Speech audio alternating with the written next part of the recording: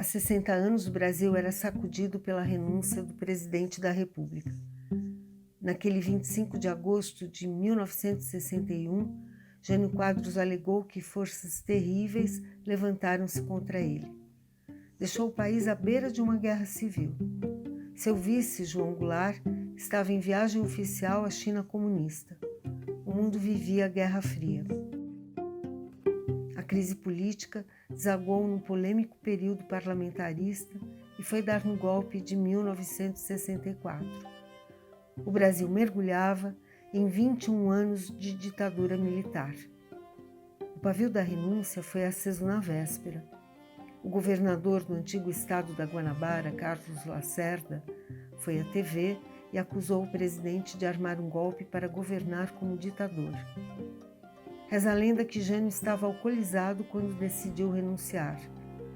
Outros afirmaram que ele tinha planos de voltar ao governo nos braços do povo, com mais poderes.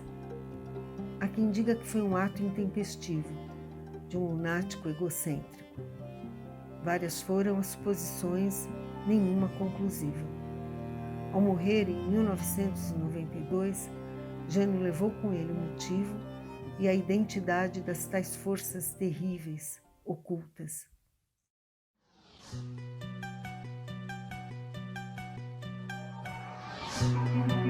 Seu Gervásio, o doutor José aparecer por aqui, o senhor dá esse bilhete a ele, viu? Pode ler, não tem segredo nenhum. Pode ler, senhor, pode ler, senhor. Olá, amigas e amigos do Horário Nobre. Hoje comemoramos um ano de programa. E como sabem, inauguramos o programa entrevistando o querido amigo de meu pai e meu amigo, o ex-governador, ex-ministro, nosso sempre eterno senador, que foi candidato e muito abrilhantou aquela eleição, deputado federal, enfim, perseguido pela ditadura, um homem com uma experiência e uma cultura incrível, que é o nosso querido governador Almino Afonso. Recebemos novamente o querido Almino Afonso para celebrarmos um ano de programa. E com uma grande novidade, porque nós fizemos o início do nosso programa na pandemia. E agora, pela primeira vez, estamos podendo, depois das doses da vacina salvadora, podendo nos encontrar presencialmente. E é isso que acontece nesse momento. Seja muito bem-vindo ao Horário Nobre, querido amigo, governador Almino Afonso, meu mestre. Muitíssimo obrigado pelo convite de participar desse programa e pelo reencontro com você, que é uma repetição, na verdade, porque tenho a honra de ter sido amigo de seu pai, a alegria de ser seu amigo, e eu não digo mais para não acanhar-me, mas seu discípulo, que eu digo em todo lugar, e não tenho nenhuma dificuldade de dizer aqui para quantos me ouçam e me vejam. Nada como ter um amigo do coração ao lado, com a gente, ouvindo essas coisas todas, né? Isso diz muito, né? E deixa o entrevistador sem palavras. Nós viemos tratar de um assunto relevantíssimo, que a história não cuida muito bem. E por isso nós viemos aqui tratar de uma renúncia do Jânio Quadros, o presidente Jânio Quadros e a sua renúncia, com alguém que vivenciou aquele momento, alguém que estava no parlamento, que liderava a sua bancada, alguém que escreveu sobre o assunto e que é um crítico de muitos que falam por aí sem conhecer. E é por isso que nós estamos, nesse momento, iniciando uma importante entrevista, que vai ficar para a história, sobre a renúncia do presidente Jânio Quadros. O querido amigo estava no parlamento e, salvo engano meu, liderava a bancada no momento em que o Jânio estava pensando, já acredito eu, num movimento, e era isso que eu gostaria muito de lhe ouvir, o que antecedeu o movimento do Jânio antes, pouco tempo antes da renúncia em si. Eu não sei se alguém sabe. Eu não sei. Na verdade, a renúncia do Jânio, se eu posso dizer algo assim categoricamente, surpreendeu tanto que as principais lideranças do seu partido, da UDN, na hora não sabiam. Me recordo do próprio líder do governo dele na Câmara, que quando se tem a notícia, mais do que notícia, o fato formal dele estar apresentando, ter acabado de apresentar, através do ministro da Justiça, Pedroso d'Horta, a sua renúncia ao cargo de presidente da República, para a qual fora nomeado, fora eleito, numa votação esplêndida. Se a memória não me falha, foram algo de 5 milhões de votos. Foi uma votação imensa e de um modo que realmente surpreendeu o país pelo grau da batalha em torno de temas muito polêmicos na época, e tudo isso só aumenta a significação, ao meu ver, dele ter tido essa vitória. Mas eu diria, ele estava ou não estava tramando?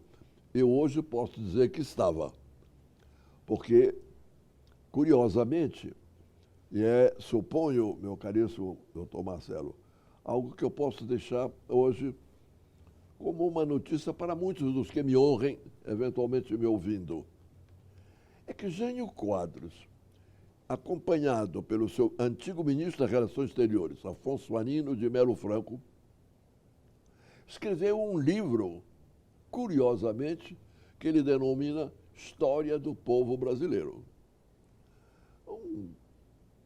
Uma obra de cerca de 7 volumes. 7 volumes. E os volumes, os últimos, os que concluem essa obra tão surpreendentemente, pelo fato dele não ser um historiador, nos dá respostas que, a meu ver, poderão nos ajudar na nossa conversa e ilustrar coisas que, não tendo antes o conhecimento, hoje a gente pode ver que as coisas já estavam sendo plantadas cuidadosamente. Acho que a renúncia do Jânio foi assim, num momento, de fato, mais do que surpreendente. Se você me permite, eu vou contar aqui e ali detalhes menores, porque a história está cheia sempre de detalhes menores, embora as ressonâncias sejam, às vezes, da mais absoluta significação. Vejamos, estamos aí nas vésperas do dia de Caxias, 25 de agosto, não é? Havia uma reunião noturna na Câmara dos Deputados naquela noite. E, ao terminar, alguns de nós fomos a um bar tomar um lanche, conversar. Isto já era quase meia-noite, quando alguém passando de carro por ali, nos vendo, parou e disse: mas vocês aqui festejando o quê? Tomando um trago, ou quem sabe algo mais suave, enquanto o país pega fogo? Não entendemos. O que você quer dizer com isso? Como não sabem? Pois o governador Carlos Lacerda, nesta madrugada, nesta noite, no Rio, acaba de dar entrevistas à televisão denunciando diretamente o senhor Jânio Quadros como alguém que está tramando um golpe de Estado. Vocês podem imaginar que, fosse qual fosse a opinião que nós tivéssemos a respeito do presidente Jânio Quadros, neste nível, nenhum de nós também sequer podíamos fantasiar que estivesse ocorrendo.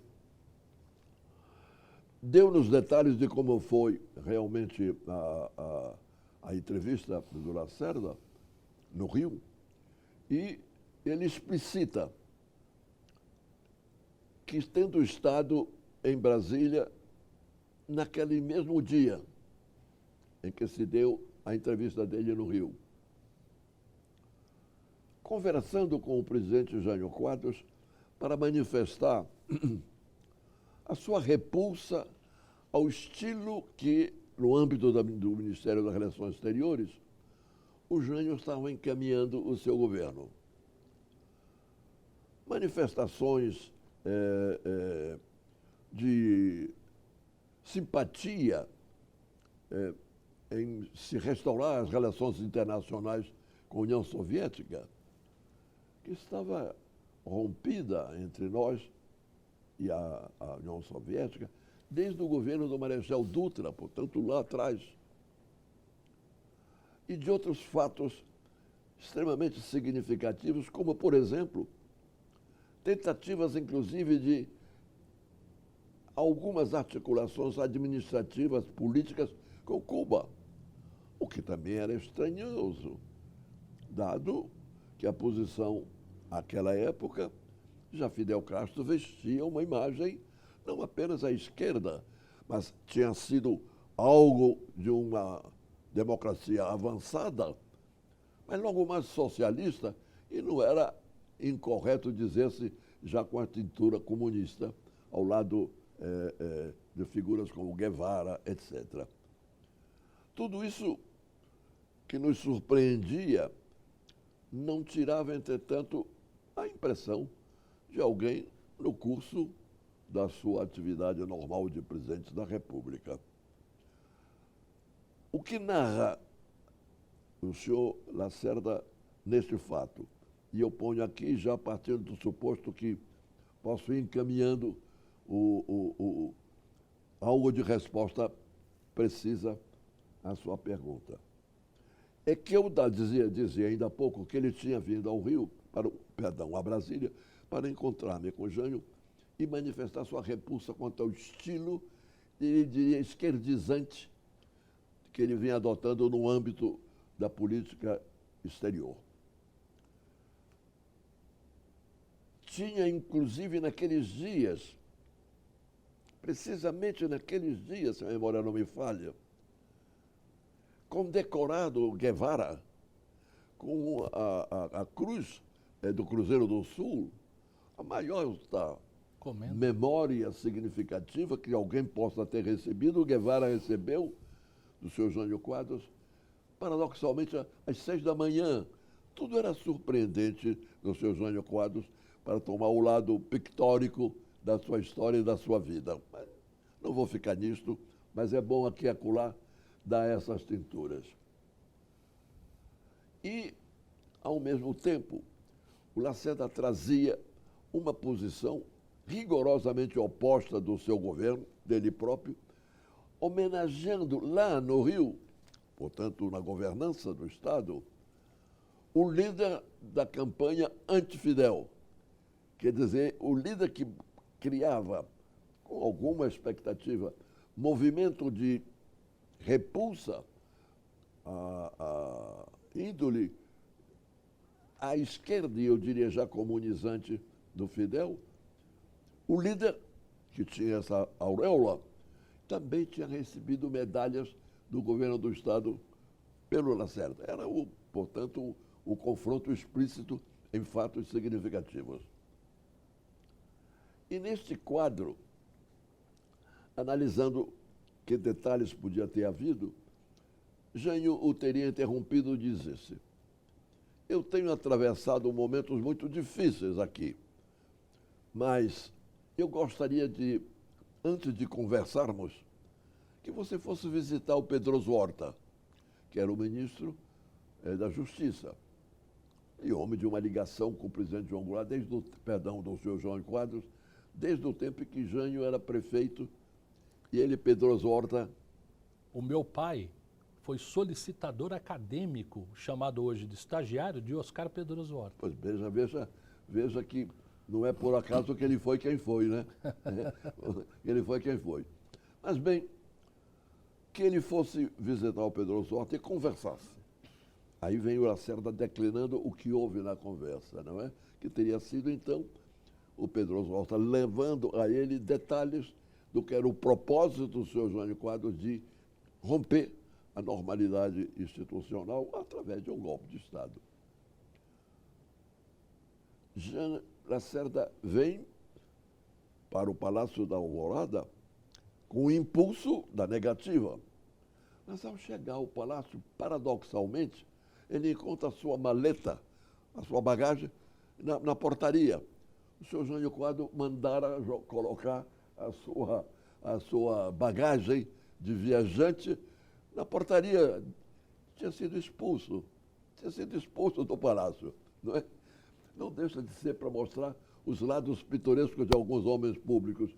Porque você pode romper com alguém, seja qual for, mas o modo este de fazer parece alguém que gosta de fazer uma anedota mais facilmente do que de uma eventual posição política definida, etc.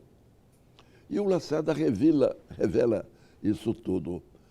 E ao fazê-lo, foi um espanto geral.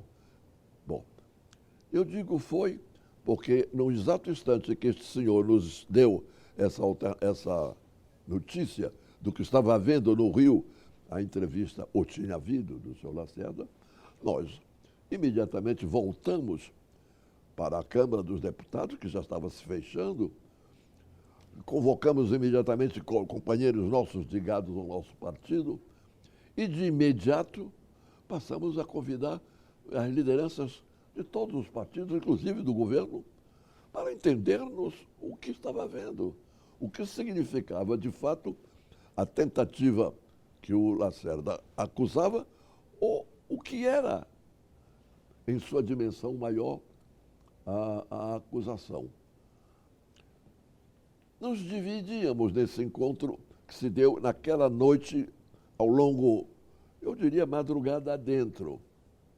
Não, no plenário da Câmara, não houve uma reunião formal. As reuniões se deram em uma sala e um salão onde nos encontramos e, gradualmente, como eu disse, já com a presença de figuras importantes de todo o partido, todo o país, inclusive líderes do próprio governo. Pedro Aleixo, que era um dos líderes fundamentais do governo no nosso plenário, ali também esteve, e tantos outros.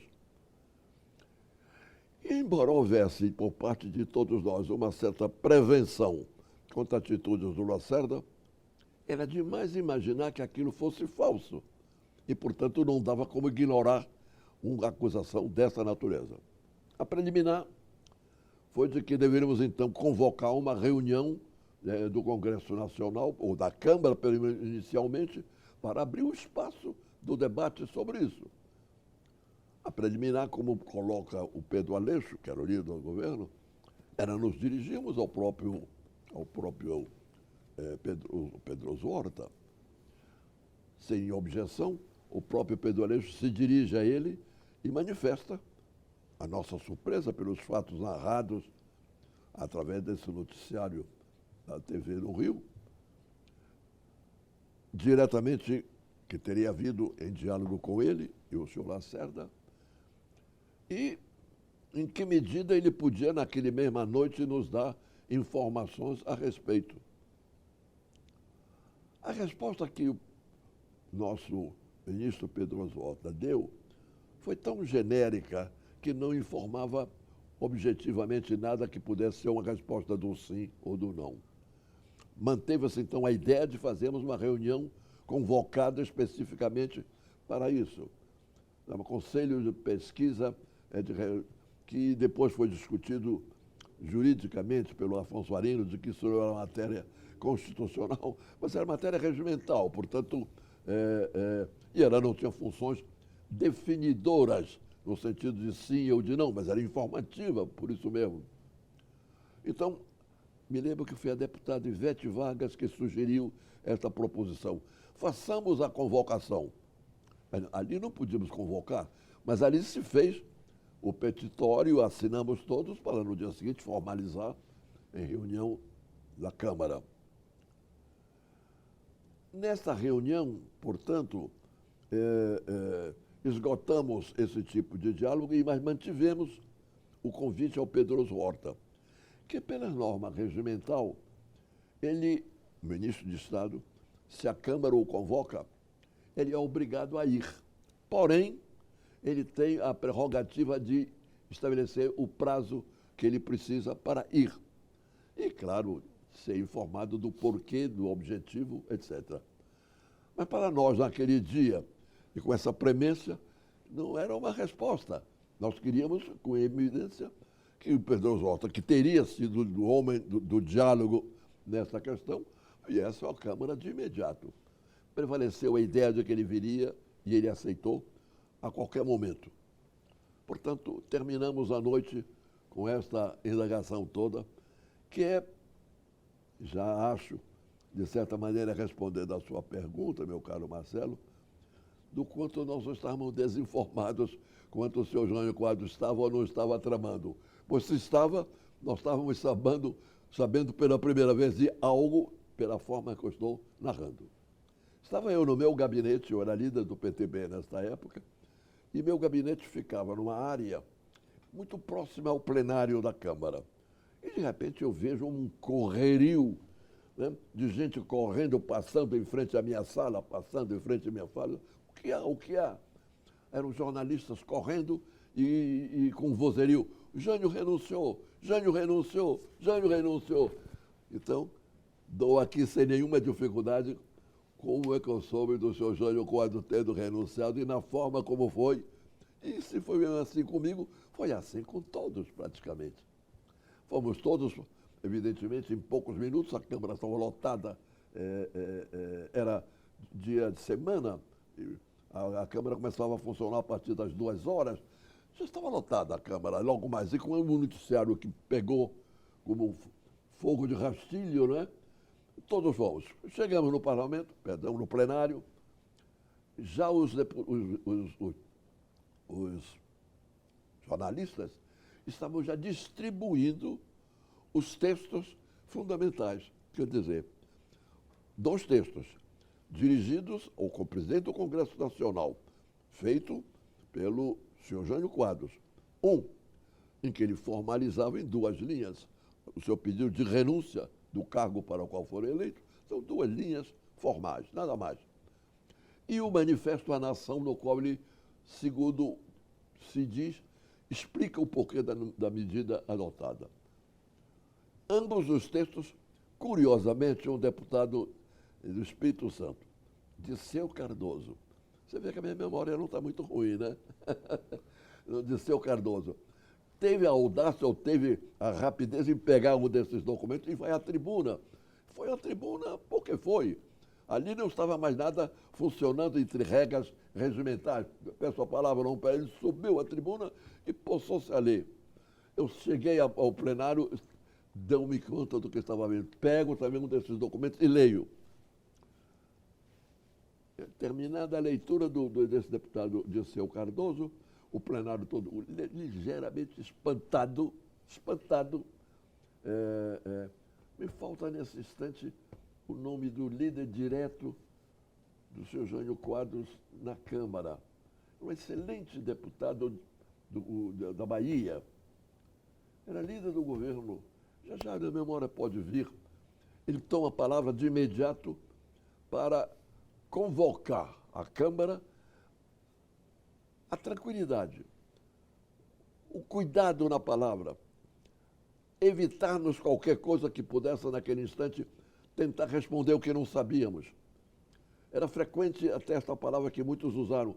Estamos no bojo da realidade. O que sabemos? Nada sabemos, porque nada sabiam.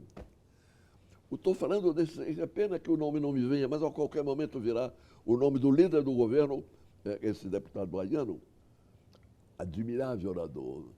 Era a época de oradores, hein? O parlamento... O que falta é o que falta.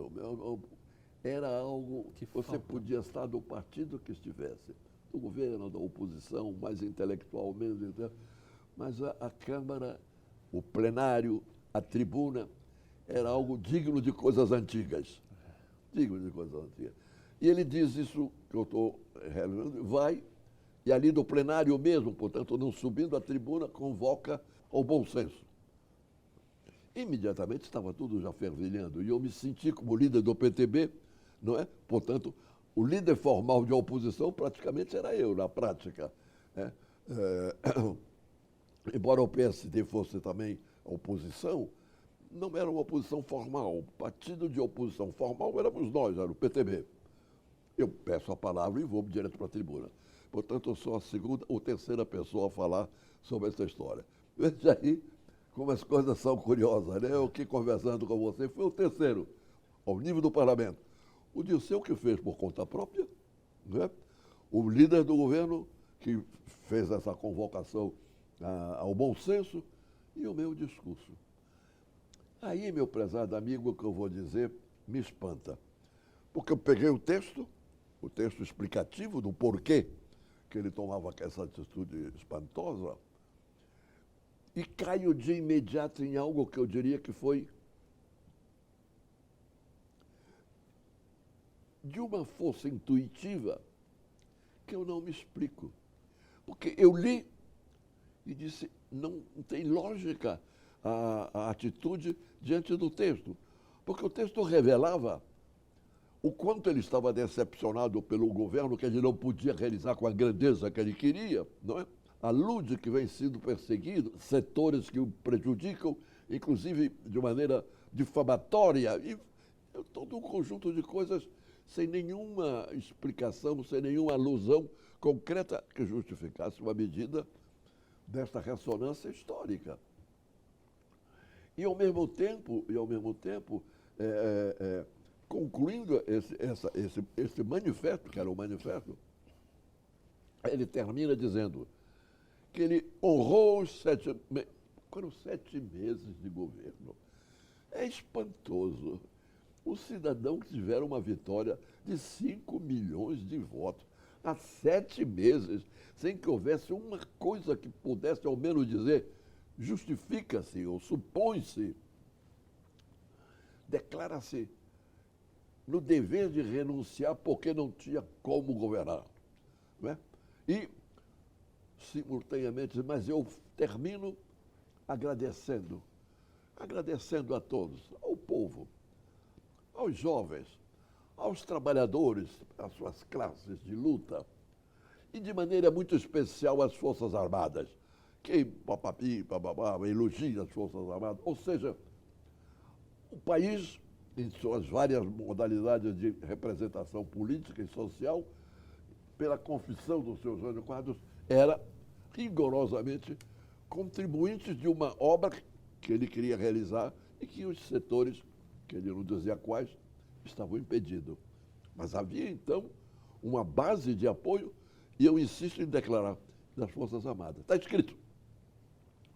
O meu discurso pegando isso, aí entra o advogado, não é? Que bem ou mal, permita só dizer de passagem, porque estou falando com o filho de um grande advogado, meu amigo Freitas Nobre, e que fazia também júri, e eu também fazia júri.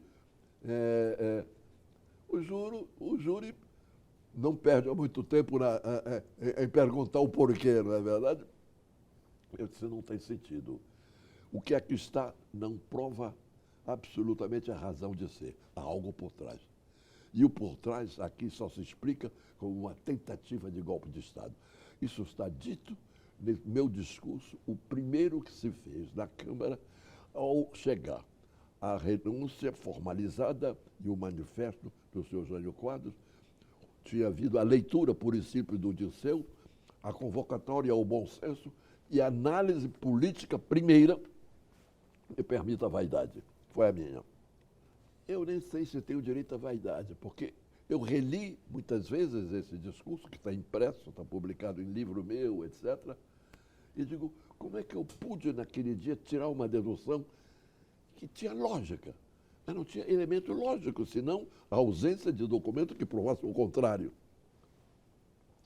De imediato, o plenário esvazia-se, porque a partir daí é um tumulto, todos a procurarem o seu ninho para verificar o que de fato podíamos ir. Mas com os 2 documentos trazidos pelo presidente da República, tanto a renúncia quanto o manifesto, tentando justificar o injustificável, passando pelas mãos de tantos, ninguém fez nada com esses documentos, não teve ninguém que quis rasgá-lo, que tomou alguma atitude... Nenhuma. Claro, os que depois vão analisar se criticam, inclusive, porque não fizeram uma medida, por exemplo, jurídica, de dizer abramos o inquérito para verificar, pelo menos, se o preço se o documento é falso. Olha, Ou seja, se é dele mesmo. Não era, porque os documentos foram entregues pelo próprio ministro da Justiça, Pedro Osório, ao presidente do Congresso Nossa Nacional, Senhora. o presidente Auro Morandade. Foi entregue. Muito bom. Isso ninguém tinha dúvida. O próprio Morandade é quem entrega cópia desses documentos aos jornalistas. Os jornalistas saem com isso da maneira de vuelo de pájaro, de maneira mais espontânea, porque Morandade é quem ele entrega, o presidente do Congresso, sem nenhuma tentativa de indagação, ou do que seria o normal, no modo de ver, uma reunião formal do Congresso para analisar um texto desta relevância. Ele não toma nenhuma dessas providências. É já a polvorosa para todo lado, no Senado, na Câmara, etc. Eu próprio saio do plenário, o presidente João Goulart estava viajando, diga-se de passagem. Tempos antes, não muito tempo, não sei se um mês no máximo, o senhor Jânio Quadros havia convidado o presidente João Goulart para, chefiando uma delegação oficial, visitasse a China, República Popular da China, para abrir diálogo na área de negociações, na área propriamente comercial. Não era ainda o que ele já vinha tentando fazer e com autorizações diretas dadas ao ministro das Relações Exteriores, que seria a reabertura das relações diplomáticas com a União Soviética. Quem tem início também é Jânio. Quem realiza é João Goulart depois. Mas a proposição inicial é do Jango, perdão, é do Jânio Quadros. Não formalizada, mas eu quero dizer a determinação ao ministro da Relações de tomar as providências para. Ou seja, ele estava com duas medidas de uma abertura enorme, política e comercial. E convidaram o Jango para assumir essa delegação. Como eu não sou historiador, até porque, apesar de tudo quanto foi criado de fantasia, hoje, e eu direi isso logo mais, há provas provadas que dispensam a fantasia, porque a realidade é mais forte. De todo modo, eu vou chegar a fatos mais objetivos. Mas tenho o gosto também das coisas curiosas como ocorre, não é mesmo? Porque eu me pergunto como realmente naquele momento eu pude ter esse tipo de inquietação pela leitura que se chocava com uma lógica formal, mínima, para explicar o porquê da renúncia com esses precedentes todos que eu já dei ênfase aqui várias vezes. E o próprio convite do senhor Jânio Quadros, ao presidente João Goulart, vice-presidente da República, para presidir esta reunião, que foi com figuras, não me lembro de muitos, mas me lembro do nosso ex-governador de São Paulo, Montoro, eu sei que fez parte da delegação, figuras ilustres participavam da delegação. Mas aí veio essa delegação para a China. Exatamente, para a China. Eu nem sei se chegaram aí a Moscou nesse período, por um conjunto de circunstâncias, não me tem, porque concentraram-se basicamente nesse momento na China. Colocando o vice-presidente da República fora do país enquanto o presidente renunciava. Enquanto? O presidente Jânio renunciava. Sim, mas não renunciava ainda. Ainda não. Ainda não, né? Ainda não. Em tese, estavam as coisas todas no seu... Ele, no exercício da sua função, delegava a um vice-presidente da República, que é o presidente, era o presidente do Congresso Nacional na época, não é verdade? Para essa missão, e com deputado, né?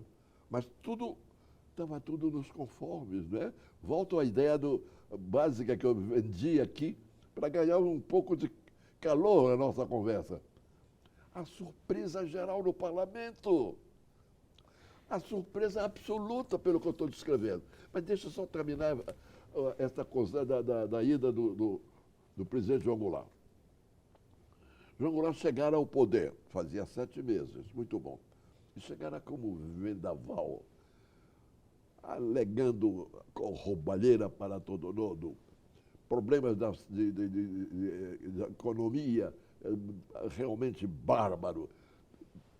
Tudo nele, nos primeiros dias de governo, foi de mostrar o quanto o país estava arrebentado. Bom, e abre de imediato, por determinação dele, inquéritos para todos os lados, né? Não é? Ou melhor dito, sindicâncias, não é? Para ser preciso juridicamente, comissão de sindicância para apurar a validade ou não das acusações havidas. E no meio destas, uma dessas sindicâncias teria acusado o senhor João Goulart, vice-presidente da República, em incorreções ao extremo do ridículo. Até ter ou não ter tirado talheres do almoço ou do jantar para sumir com os talheres. Até isso se insinuava numa dessas coisas. Tudo, bom, dita desta coisa... Tudo promovido pelo presidente Jânio Quadros. Exatamente. Que se elegeu com a pecha de que varreria a corrupção existente no país. É evidente que ele varreria, isso era um ponto, né? A campanha dele foi essa, Varre, né? varre, vassourinha. Varre, vassourinha. Varre a bandalheira. O povo já está cansado de sofrer dessa maneira. Jânio Quadros é a esperança desse povo abandonado. Exatamente, né? E a luta do Tostão contra o Milhão, ele tinha a melhor das mensagens nesse sentido. O país merecia, não é?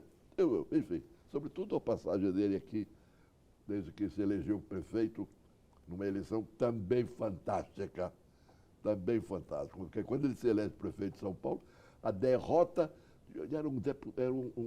era um médico, creio, da maior significação como homem público, com apoio da nata dos poderes em São Paulo, excetuando o Partido Socialista e o Partido Democrata Cristão, que eram 2 grêmios da época. Mas isso é coisinha passada, só para mostrar. E Jânio determinou a abertura dos inquéritos, inclusive contra o vice. Contra? O vice, João Goulart. Não era contra. Porque a sindicância, como você sabe, é uma pergunta se há base ou não há base para o inquérito posterior, não é assim? Então, essa cautela ele teve. Mas essa cautela foi em seguida posta no chão, porque isso passou a ser irradiado pela imprensa. Ou seja, o que é uma sindicância para perguntar se há razão para o inquérito, se tornou público. Acusações em sindicância, o que é um abuso, literalmente, em termos jurídicos, como você sabe melhor que eu. Contra o vice-presidente da República. Exato.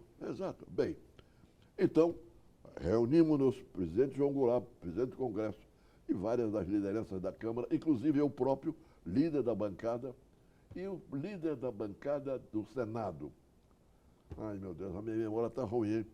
Líder da bancada do Senado, do PTB, ambos participamos dessa reunião e com a presença do Santiago Dantas e desse encontro que eu me referi há pouco, presidido pelo presidente João Goulart, nasce daí uma carta que foi elaborada em termos jurídicos, em termos formais, pelo Santiago Dantas, dirigida ao presidente João Quadros, protestando contra isso e exigindo que ele, etc., de uma maneira muito dura, no direito dele, né?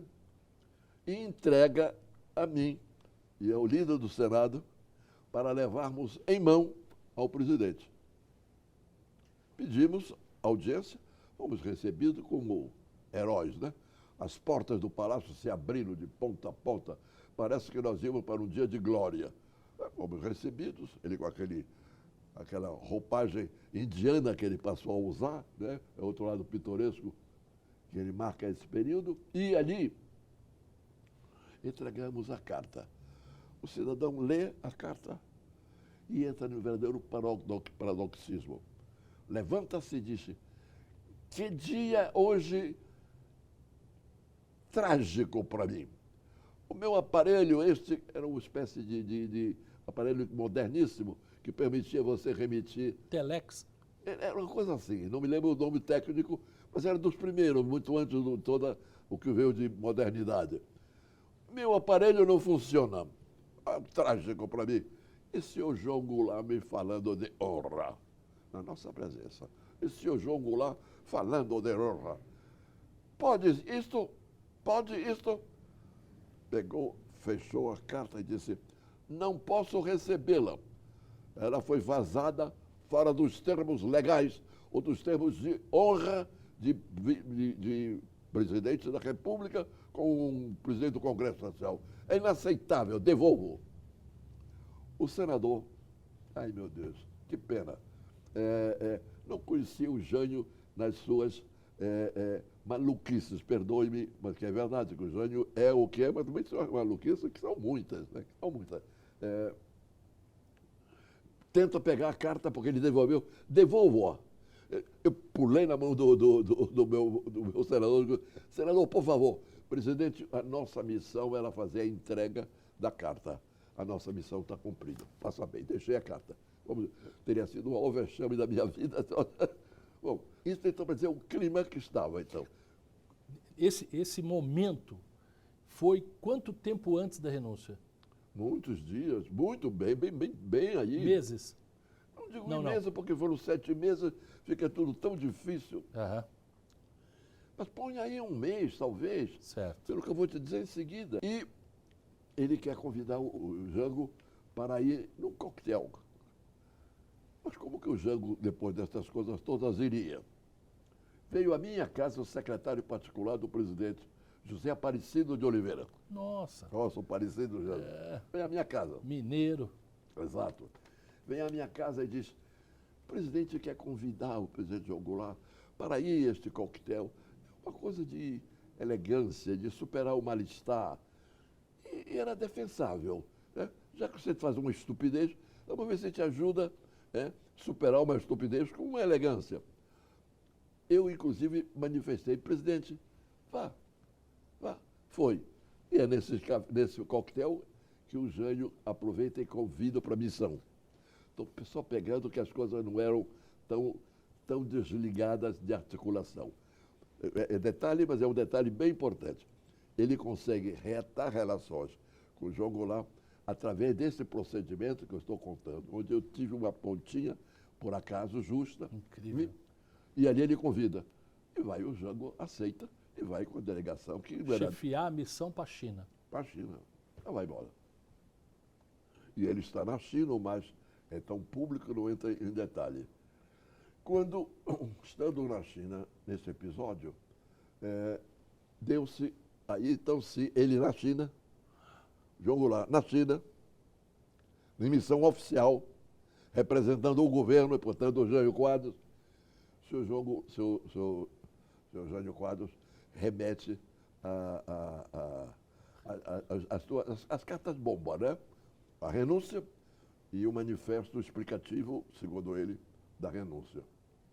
Então você perguntou datas. Como você vê, foram praticamente em cima uma da outra.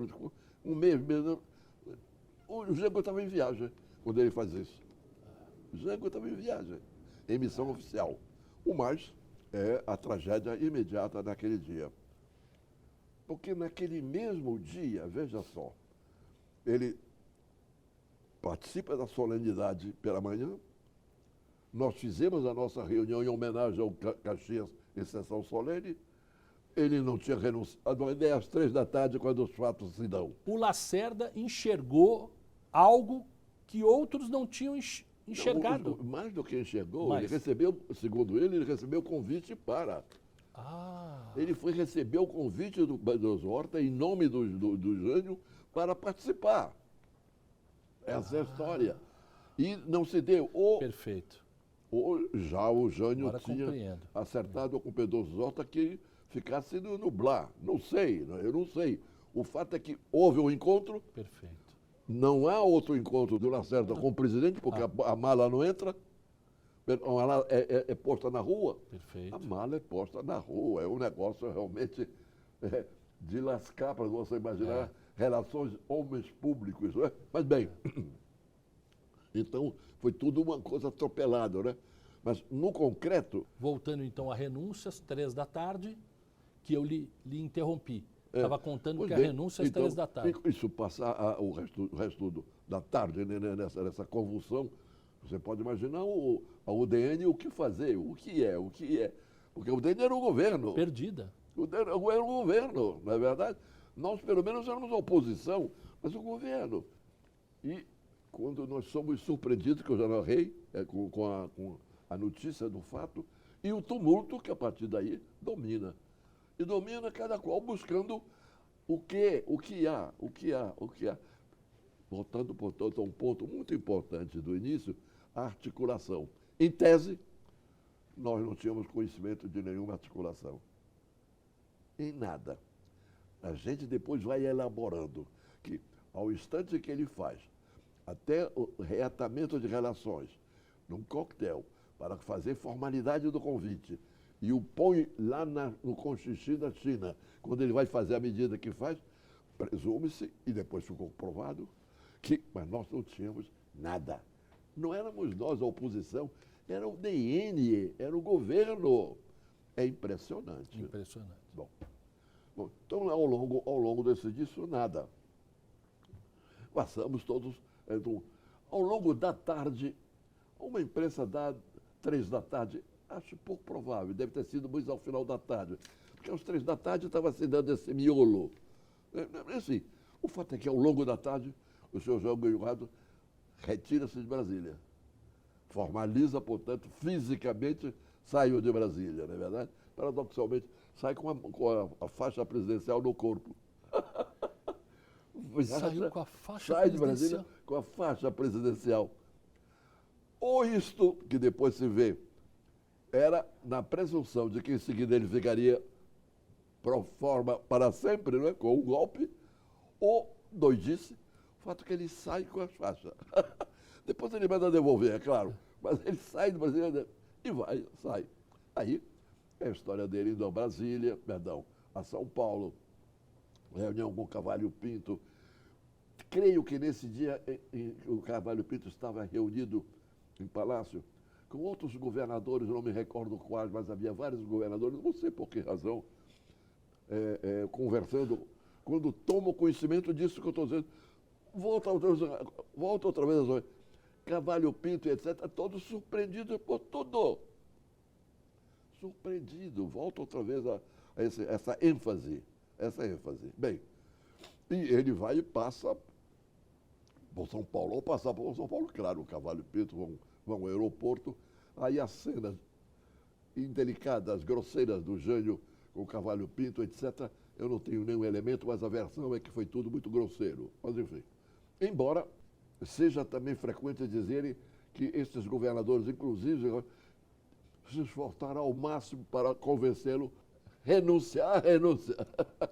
Não sei nem se juridicamente tinha poder de anular algo que ele tinha anulado, mas enfim, não prevalece, e ele então já vai em marcha para Santos, onde ele começa a se preparar para uma viagem que era o xodó dele. Mas tudo vai numa sequência onde as coisas articuladas, se há aqui e acolá, não estão nada comprovadas, entende? Foram coisas que ele vai tapando os buracos naquele período.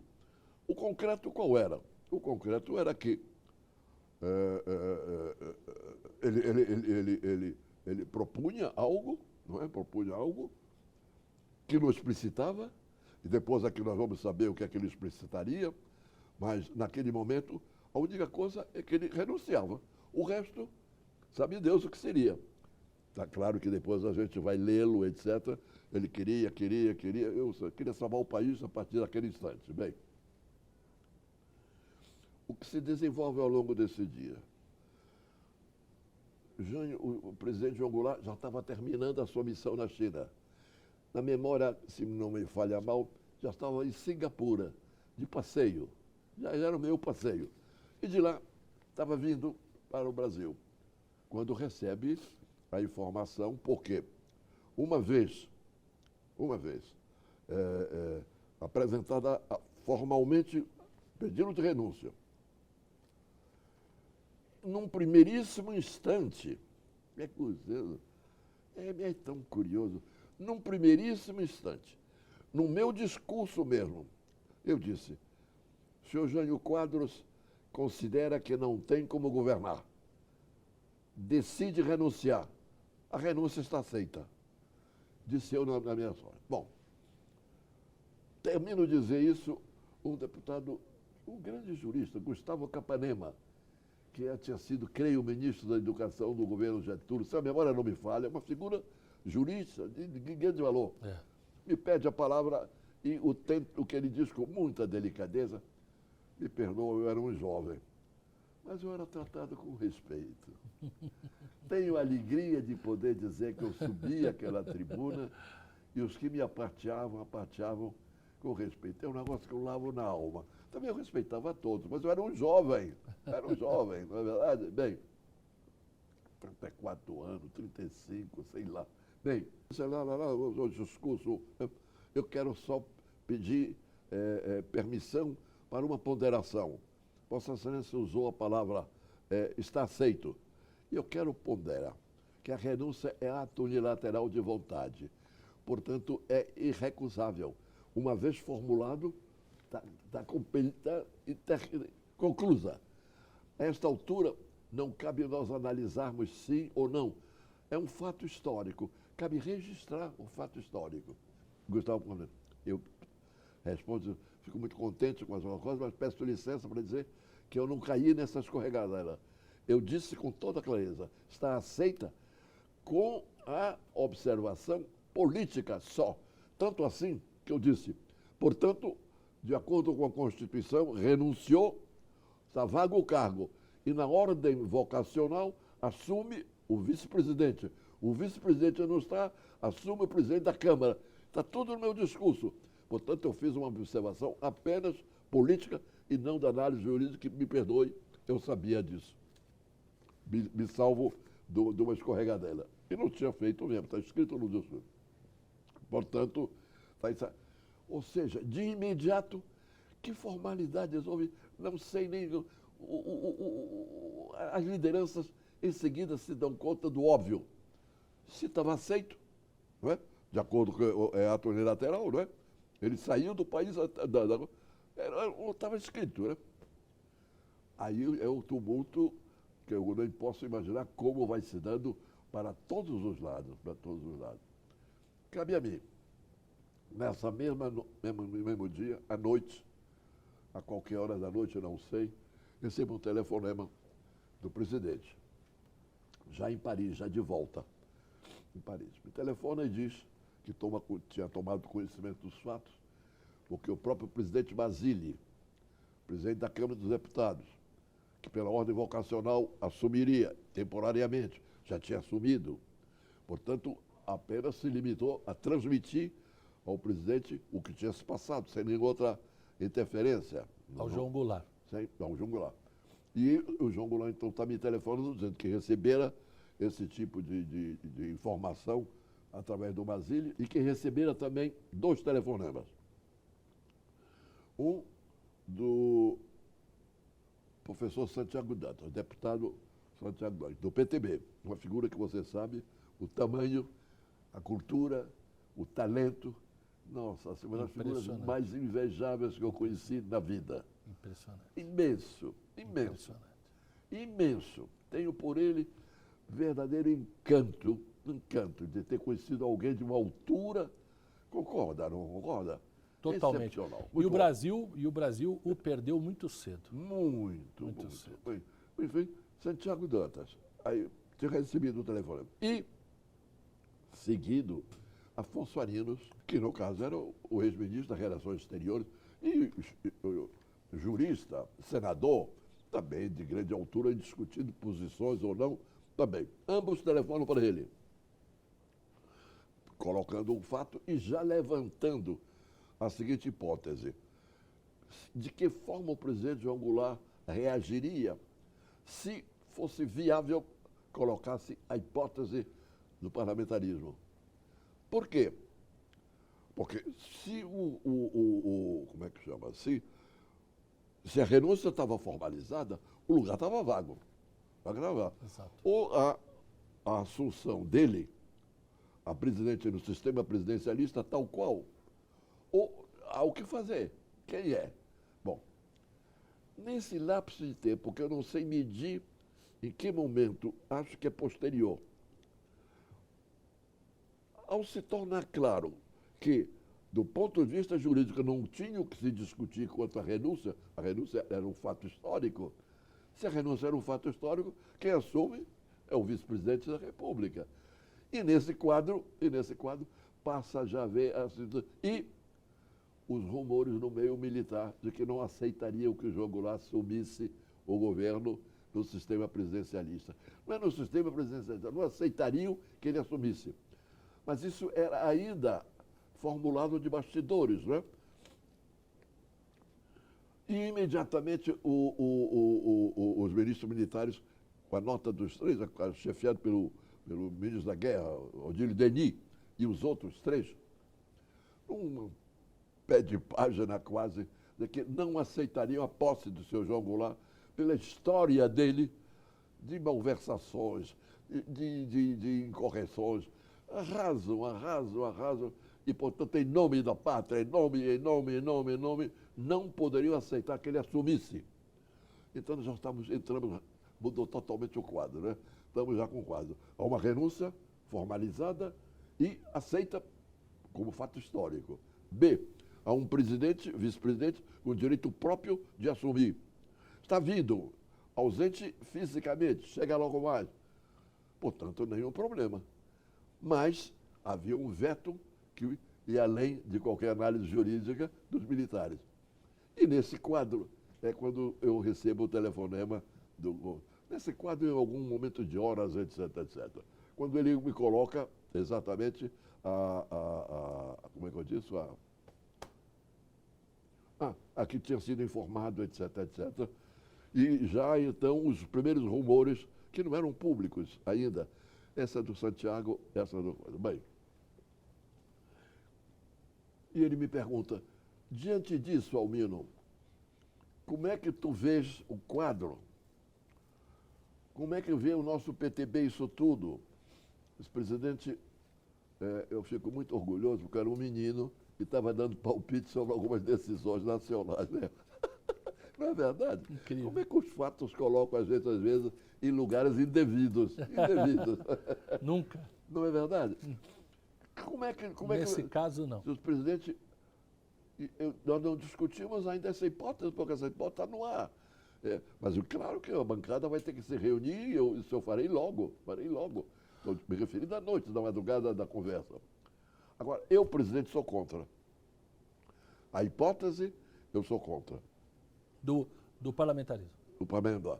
Por quê? Porque seria alterar a Constituição num período de absoluta conversão de incorreções. E a Constituição estabelece claramente, não se altera a Constituição senão em plena normalidade constitucional, etc. Quebrada isso, não é hora adequada de fazer mudanças na norma constitucional. Está escrito com toda a letra.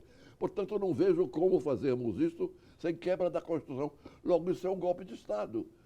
Eu invadi com essa análise tal qual que eu estou te dizendo. O presidente disse, Almino, eu não estou querendo nesse instante opinar. Eu só quero dizer que eu não posso deixar de ter o dever de dialogar. De forma que eu gostaria que você pudesse transmitir à bancada, que eu quero ouvir a bancada o que pensa sobre isso e transmita, que o próprio Santiago Dantas, que era uma figura importantíssima no da bancada, me disse, pois não, presidente,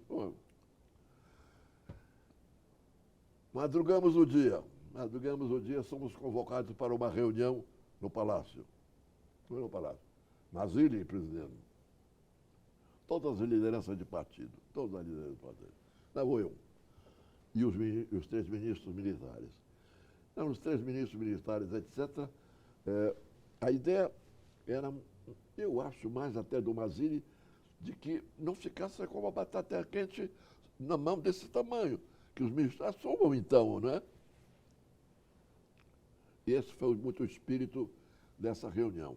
Eu ali, as conversas eram genéricas, isso, aquilo, todos a querendo saber o que os ministros militares pensavam dos... Ele disse, Nosso dever é manter a ordem, nada mais. O mais são decisões políticas que cabem aos senhores. Essa foi a tônica da intervenção do Denis. Os outros não falavam. O único que falava era o Denis, o Marechal Odílio Denis, né? Creio. Bem. Era ministro da Guerra. Ministro da Guerra. Do Eu Jânio peço a palavra. Quadros.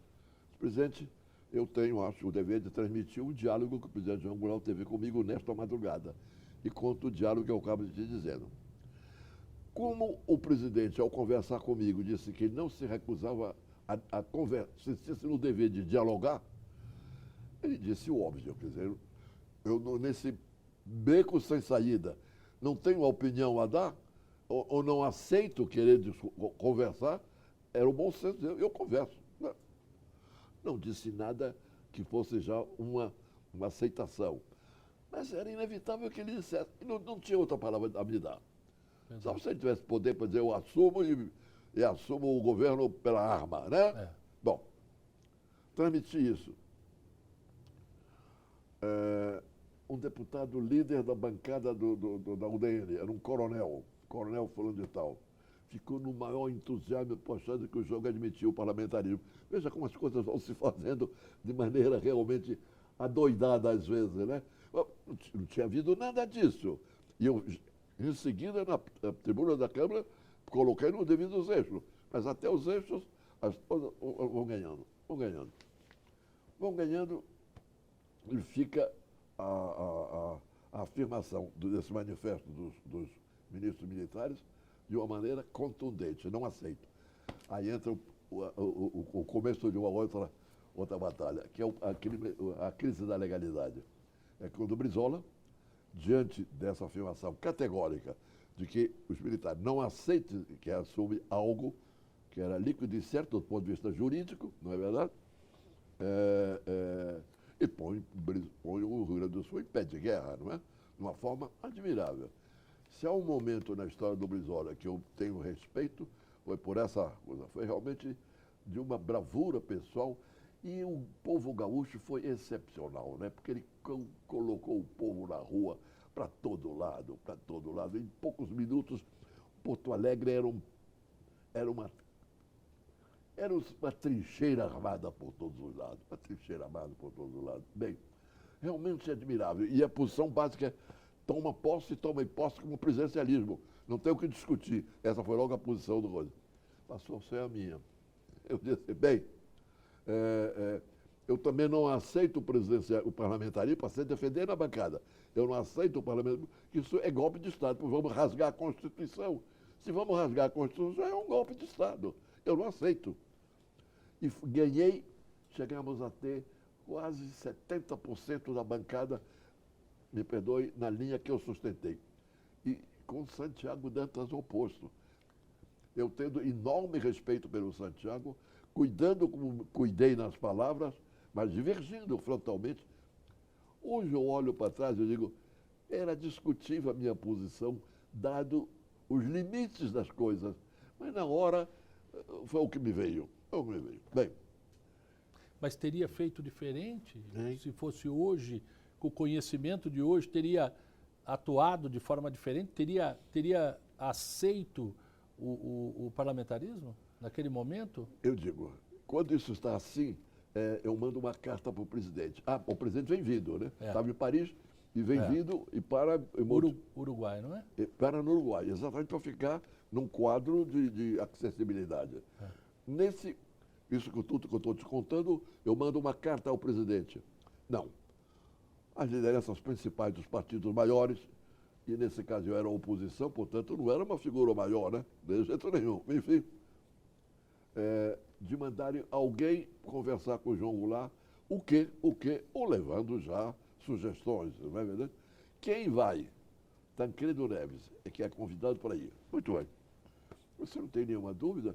Foi a eles que vocês não podem mandar representantes do Congresso, não é? Por mais que seja Tancredo Neves, né?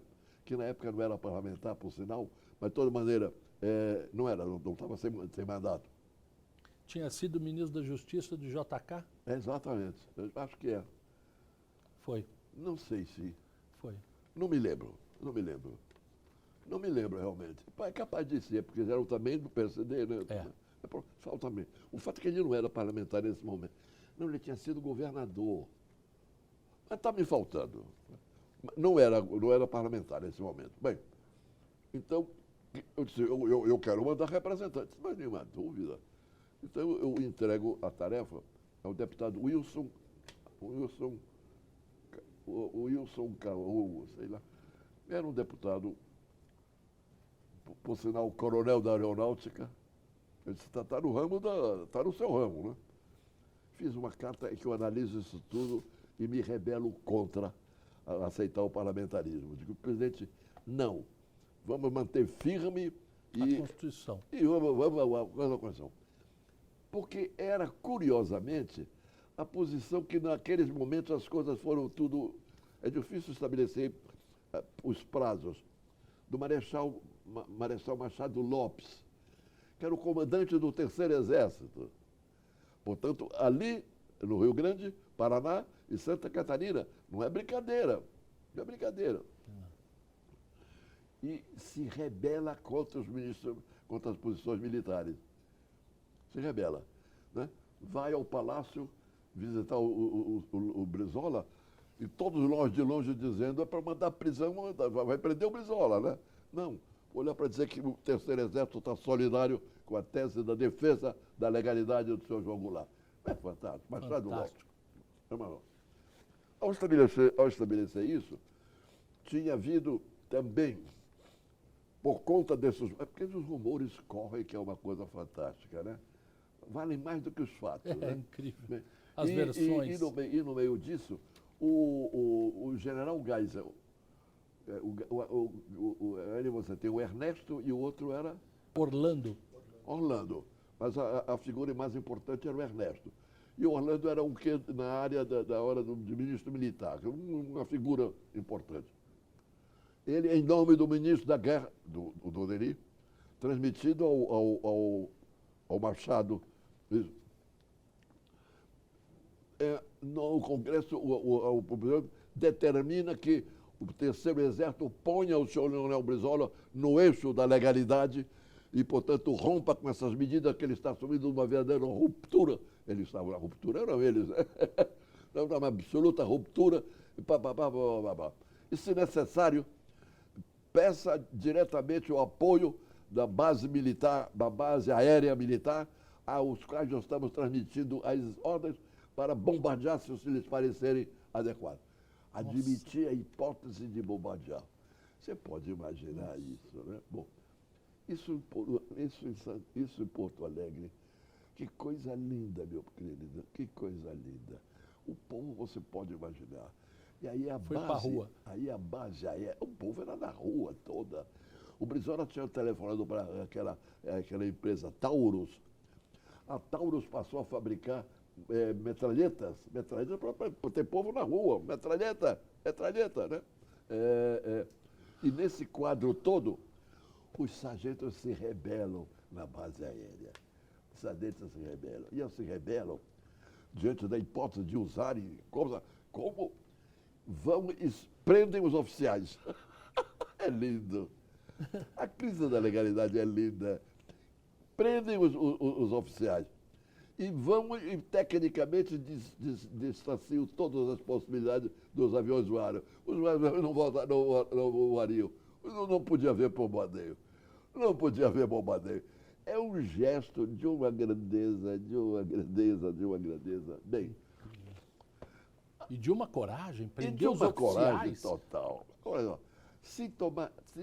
simultaneamente, o governador de Goiás, Mauro Borges, governador, você vê, a minha memória é ruim, mas chega, né?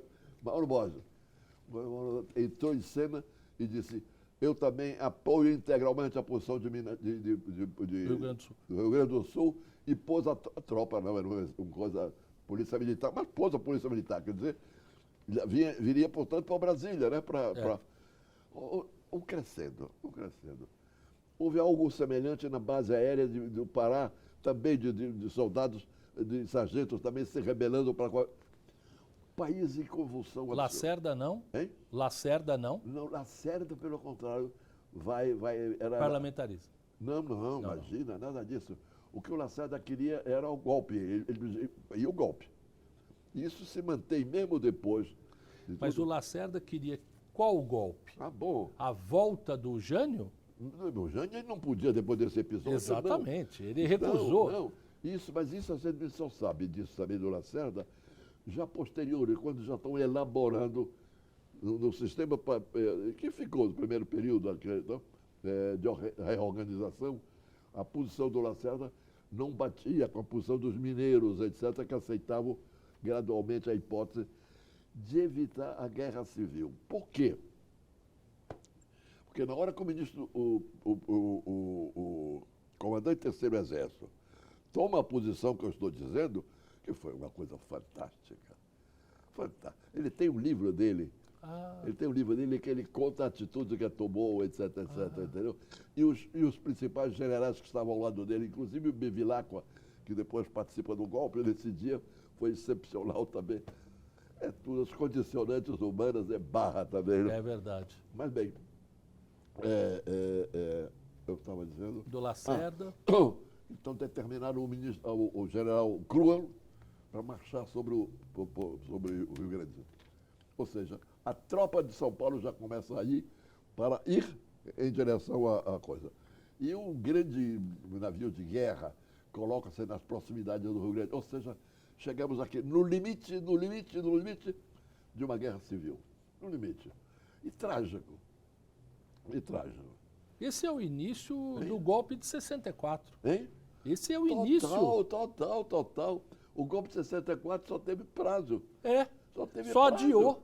Prazo, um ao lado do outro, sem nenhuma... Eu digo isso um pouco no meu livrinho que você tem sobre 64, porque não interrompeu. Houve um prazo de achegas, não é verdade? Não é hora do baile, mas tomamos um uísque. E a raiz do golpe de 64 é o Jânio, a irresponsabilidade do Jânio. Pois é. Porque vem num... Claro. Onde eu estou, tem a posição... E as tropas, então, para marchar do Cru, era o Cru, o segundo exército. Confronto. Aí cria-se, portanto, de um lado uma coisa admirável que é o Rio Grande do Sul, que para mim me encanta, né? Me encanta. Eles agora, no dia 25, fizeram uma enorme solenidade de homenagem à crise da legalidade. E me convidaram para ir lá. 25 de agosto, agora, quando completou 60 anos da renúncia do Jânio, que é o mote da nossa entrevista. E, portanto, 60 anos de renúncia. Portanto, a crise da legalidade. Crise da legalidade. E me convidaram para ir fazer a palestra lá. Que beleza. Eu disse, mas com esse negócio do vírus, eu ainda quero viver uns aninhos aí, né? Quem sabe, né? Bom, precisamos. Mas então escreva. Não fiz. Mas mandei um blá. Eles fizeram uma bela festa lá agora. Bem resumo. Então, o confronto. Aí cria um quadro, obviamente, diferenciado, né? Ele quadro. Né? Em nome de evitar o confronto, que era inevitável, nas duas tropas marchando, não tem alternativa se não atirar, né? Surge, então, a hipótese realmente parlamentarista como sendo uma solução de... não é o João Goulart assumido, portanto está respeitado o veto militar. Mas não é guerra civil. Portanto, entregar os militares também e se matarem, eles não gostam muito também não, né? Então não é. Mas tem que ter uma solução jurídica. Qual é? Nomeia quem? Como? Então o parlamentarismo era uma forma suasória para... Não é o Jango, não é a guerra civil, é uma solução transitória e assim vem o parlamentarismo. Pacifica o momento. Hein? Pacifica o momento.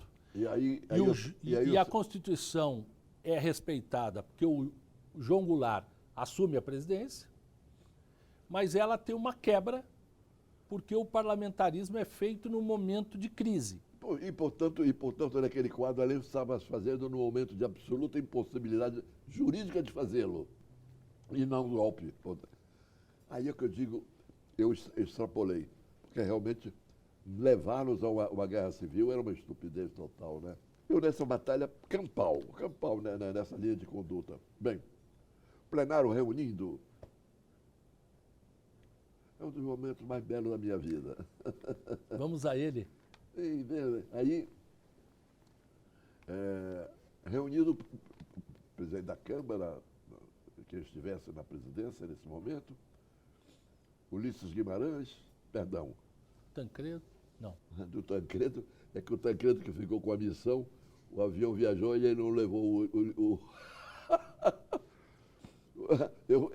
Não levou? Não levou o escrito? Marcamos hora, etc. Na hora de. Quando o meu emissário chegou no aeroporto, o avião já tinha viajado. Eu tenho dito, que respeito demais o Tancredo, mas foi uma omissão indevida. Eles queriam ter o Jango, naquele momento, aceitando essa solução, sem mais tumulto. E claro que o emissário meu era o oposto. Lógico. Não interessava. Não interessava. Não interessava. Tem lógica política.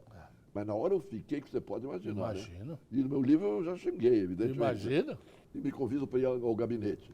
E no gabinete estão ali, em nome do presidente da Câmara, que eu acho que era o Ulisses. Acho que naquele momento era o Mazzilli. Mazzilli, embora não estivesse. É o momento do Congresso votar o negócio. Ele estava ali, seguramente. De votar o parlamentarismo. De votar o parlamentarismo. Perfeito. Né? Quem que apresentou o parlamentarismo? Ah, bom, um conjunto aí de todos. Conjunto de todos, e portanto. Teve que ter um. Menos o PTB, porque o PTB votou contra. Perfeito. Em exceção da bancada, nós ganhamos. Mas, mas não tivemos a unanimidade. Conta fechada, quer dizer, porque só quando você tivesse metade mais um, nós não tínhamos. Então, prevaleceu o nosso protesto, mas os que puderam assinaram. Os que quiseram assinaram. Perfeito. E nesse quadro havia maioria para vencerem. Quando me foram convidar para fazer o discurso, que era para eu dar uma palavra, aí seria o brilho da vitória de toda do parlamentarismo. Eu levanto e digo, eu sou muito moço para começar a minha vida traindo as minhas convicções. Esse parlamentarismo nas circunstâncias é golpe. Eu sou parlamentarista desde o meu tempo de estudante de direito, mas hoje é golpe e eu voto contra. Juscelino presente. O outro era Juscelino. Juscelino que estava já. Que história! O Juscelino estava ali marcado para ser o orador também naquele. Era uma figura importantíssima, era para falar naquele. Muito. Juscelino fala disso. E eu já vivi bastante. Já atravessei momentos difíceis da minha vida. E não quero sujar o meu nome nesta hora da minha vida. Sigo com o que Almino Afonso. Eu voto contra. Nossa Senhora. Sai e vai para o plenário fazer o discurso contra o parlamento. Nossa Senhora. Não é lindo? Muito bem acompanhado. Lindíssimo. É lindo. Lindo. É lindo. Aí Que história. Veio a vitória e pronto. Aí veio jogo lá, evidentemente, de lá, né? É verdade. No meio disso tem tantas coisas, mas senão não... Infelizmente nós não temos tanto tempo, não é? Para contarmos o que num livro de muitas páginas, 700 páginas, mas acho que a gente conseguiu transmitir aos que estão nos assistindo um bastidor histórico do Brasil, muito importante, que vai ficar com certeza registrado para a eternidade, porque hoje, com essa tecnologia, com o nosso programa na internet, fica para a eternidade. E os bastidores deste momento incrível, onde nós vimos que o Jânio planejou tudo o que fez para a renúncia, para a tentativa de volta numa outra circunstância, né? Tentou com Lacerda, que denunciou a tentativa, tentou com Carvalho Pinto, que também não abraçou a tentativa, e ele ficou sem a possibilidade do golpe que ele imaginou. Né? Um golpe, graças a Deus, mal formulado. E depois volta e vira prefeito em São Paulo. Mas eu tomaria a liberdade, pelo voto popular. Se vocês permitirem, por favor, eu incluir só, sem entrar em detalhe, só o seguinte: é que, portanto, triunfa a ideia do parlamentarismo, etc, etc. Então, eu dizer, com esse discurso do Ulisses, é o plenário, é a votação com esses 2 votos.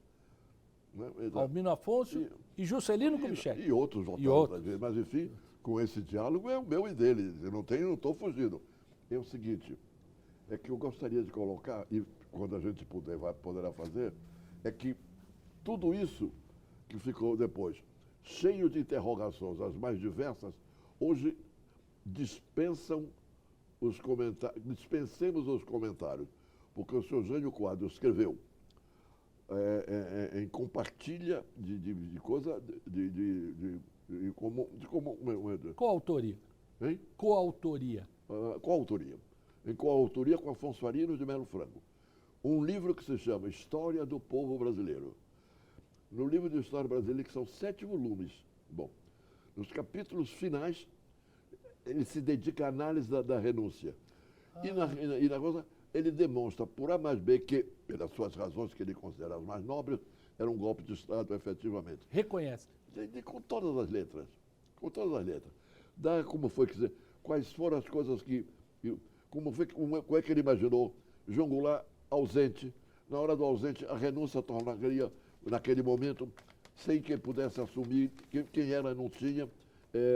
O país estava acéfalo. Nesse quadro de acéfalo, a ruptura com apoio militar, etc, etc, etc. Aí diz, isso não prosperou porque os militares tergiversaram, uso uma expressão. Aí outra história que é longa também. Mas o fato é que eu trouxe um livro aí.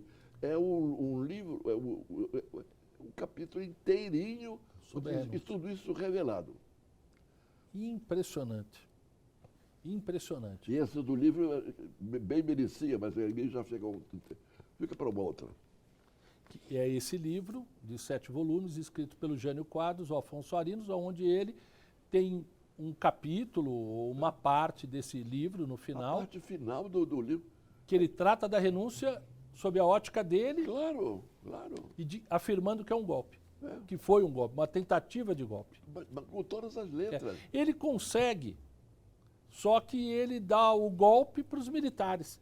Porque a atitude irresponsável dele faz uma onda, cujo resultado dessa onda, alguns anos depois, foram os militares tomando o poder. Eu, na minha análise, diria exatamente isso.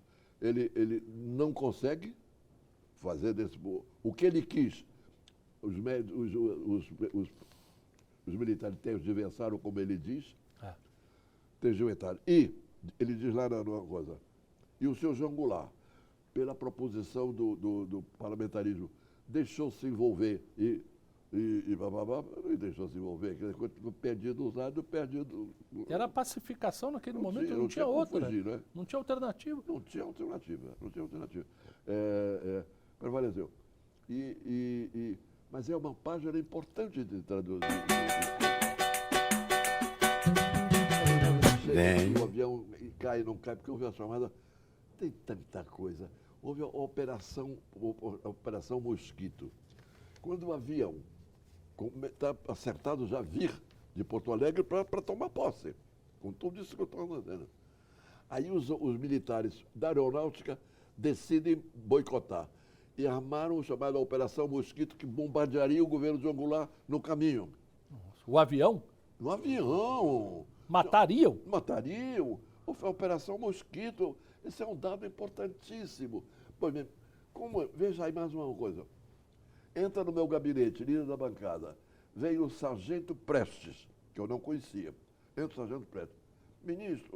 Deputado, olha, eu quero lhe dizer uma coisa que eu não tenho condições de não dizer.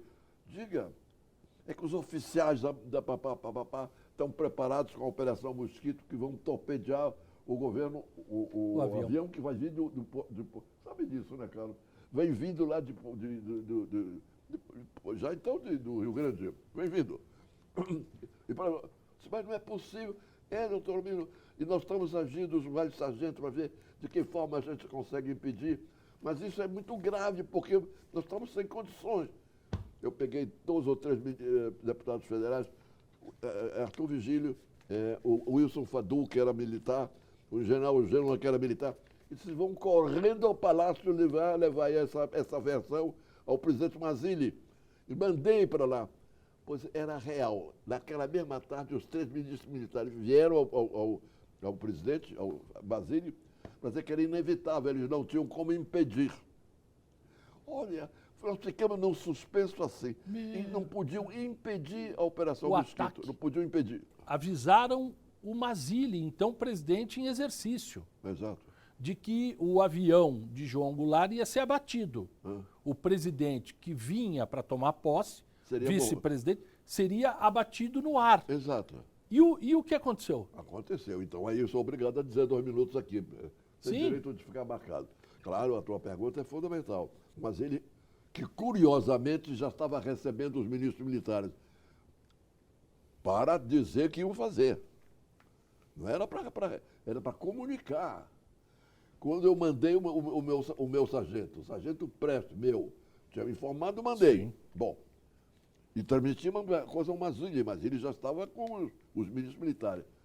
E vem o debate.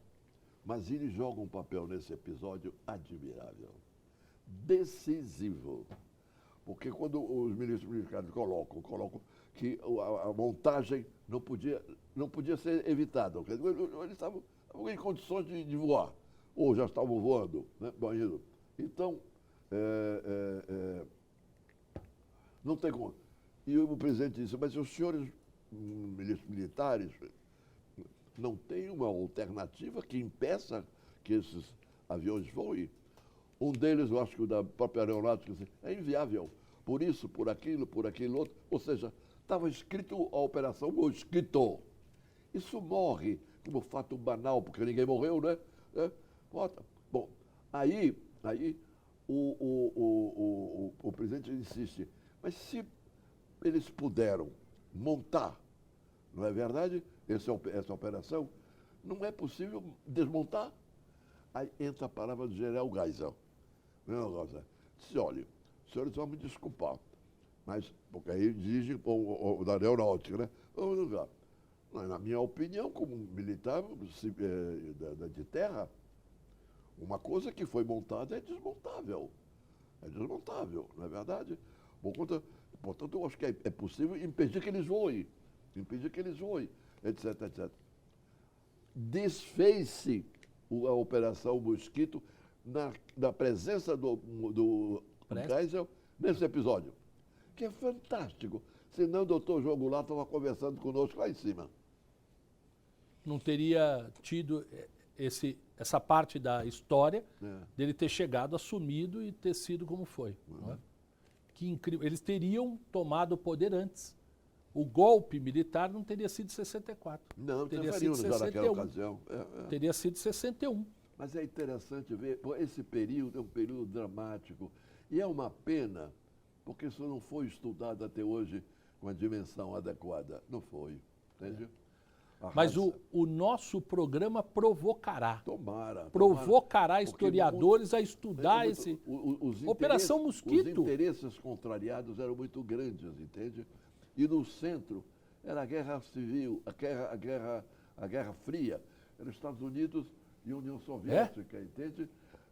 Então, tudo quanto não favorecesse os Estados Unidos, estava favorecendo a União Soviética. E vice-versa. Então, tanto vocês têm, a partir daí, golpes de Estado, um ao lado do outro. O Brasil, Uruguai, Bolívia, Chile, Argentina, Peru, um atrás do outro, com as mesmas características. 20 anos de golpe de Estado, todinho os americanos atrás. Incrível. Isso não foi estudado. Não foi. No meu livrinho eu termino levantando a hipótese, mas eu não tenho provas, né? Salvo um bom senso, né? É incrível, né? Incrível. Ou então, quando o general Oswino, comandante do primeiro exército, manifesta interesse em conversar com o presidente João Goulart, coisas secretas. O presidente João Goulart me chama e diz, Almiro, eu não sei o que ele quer conversar comigo. E eu não quero conversar com ele no escuro. Você vai em minha missão visitá-lo para ver um pouco o que é? Fui lá. Chego lá, cercado dos seus meninos, Dizem que eles têm meninos, eu não sei se é verdade. Mas é o que dizem. E não são meninas, hein? São meninos mesmo. Segundo consta, eu não sei, mas é o que disseram.